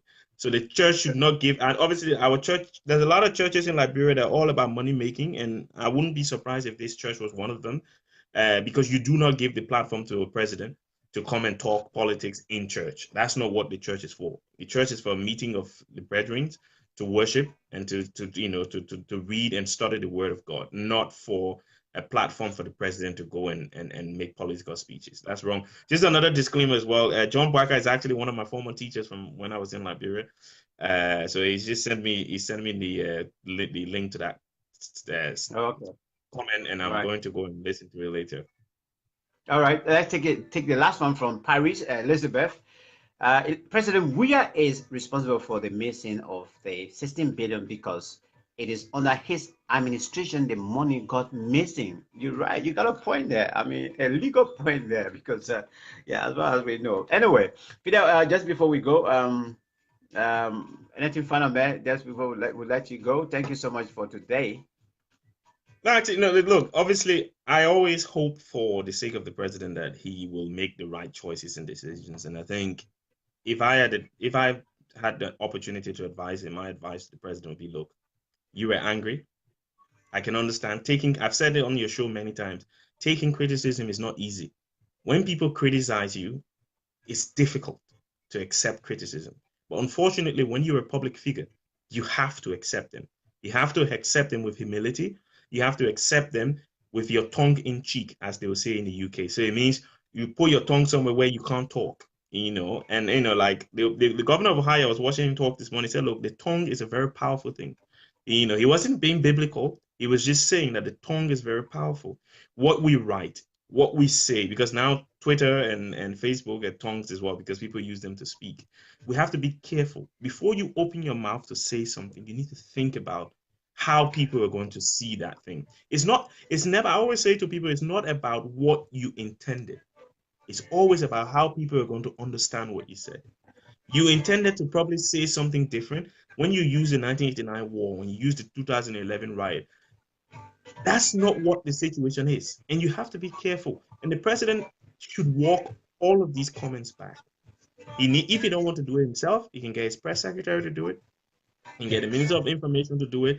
But they need to walk back all of the comments about his houses, about the riots and the rebellion situation, about the abuse of rights, about the journalists, all of these things. He needs to get someone to walk back because they don't look right, they don't sound right. And obviously, if they did not take them back, it would mean that he meant what he said.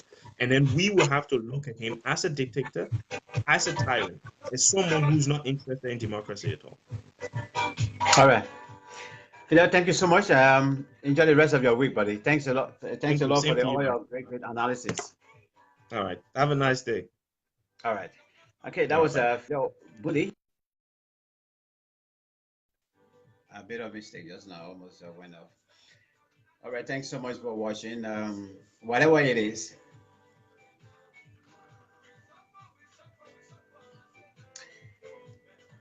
I agree with my brother. I think there's a need for for this government to separate government from the church. Even though I'm saying it, I'm saying it very cautiously because the fact of the matter is, we all know now that the president is building a church. And you tell me now, from now next year, when that church is completed, how the pulpit is going to be used. Yeah, we don't know yet whether he himself going to be the pastor in that church. But all we know, all I know personally, that at the end of the day, members will flow to that church. Because I know President Weah will be in his church almost every Sunday. But whatever it is, my core, I'll like to reiterate, is that I think the people of God, those of you that are at the forefront of the gospel, that are leading us, that are directing us, you need to work harder. I think the president isn't listening. Or listening, but listening to certain people that are misdirecting him, misrepresenting him. So for those of you that are at the forefront of the gospel, please, you need to take the gavel of authority. Some of you need to come together and decide to, you try to meet this man. You shouldn't be afraid of him. You shouldn't be afraid of this president. If you people become afraid of him, we the little ones will not be able to do anything. We'll be afraid as well. And my fear is we shouldn't turn President Weah into a monster. We shouldn't turn President Weah into a monster. A lot of people are there doing that. They are there and they say they are there for him. They sacrifice for him. That's what they say is or so, which I don't want to believe. We shouldn't turn Mr. Weah into a monster. A monster will become a dictator. And when we reach to that level, even for you, myself, and all of us that are in the diaspora, we'll be very, very worried about our people back home. I want to say thank you so much. This is Development Point. We'll be back hopefully next week when my holiday is over. God bless you. For those of you that stay on the bandwagon of asking for your money, for the money, let's keep asking for it. This money, like I'm always saying on the social media, 16 billion, that's good money. Where they're in some of the hospitals or health centers right now across Liberia, you go there, even paracetamol, the doctor or the nurse will write a prescription and give it to you. They don't have it. This money would have done a great deal for us. Portion of it would have gone to some of these hospitals, including the Redemption Hospital, including the famous JFK.